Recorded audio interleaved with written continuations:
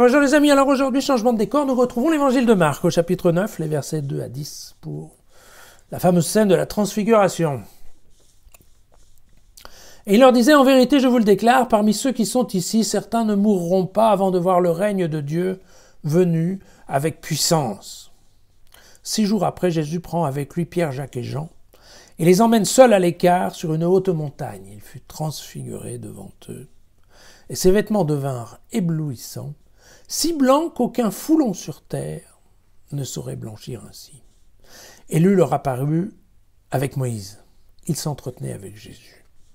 Alors, intervenant, Pierre dit à Jésus, « Rabbi, il est bon que nous soyons ici, dressons 3 tentes, une pour toi, une pour Moïse et une pour Élie. » En fait, ils ne savaient que dire, car ils étaient tous saisis de crainte.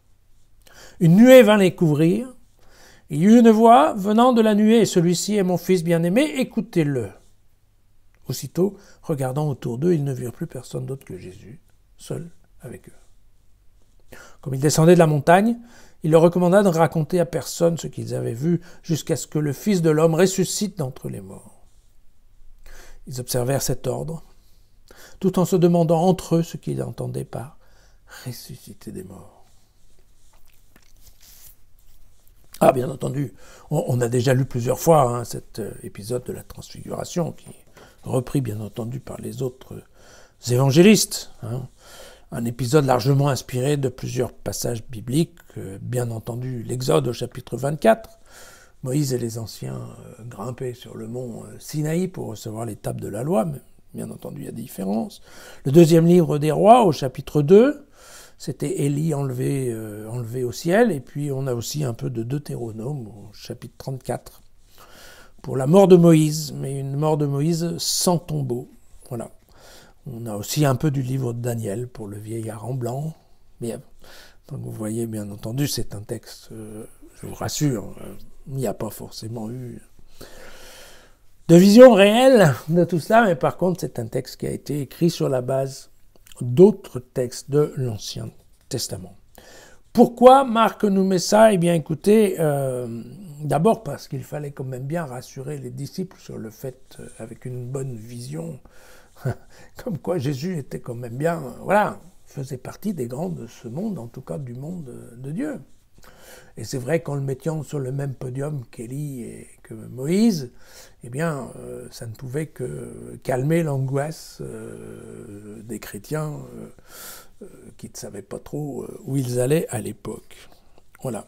Il y a une autre hypothèse concernant l'évangile de Marc, sachant qu'elle ne tient pas pour Matthieu et pour Luc, mais concernant Marc, il faut bien se rappeler que dans la version initiale de l'évangile de Marc, qui s'arrêtait au début du chapitre 16, il n'y a aucune apparition du Christ ressuscité.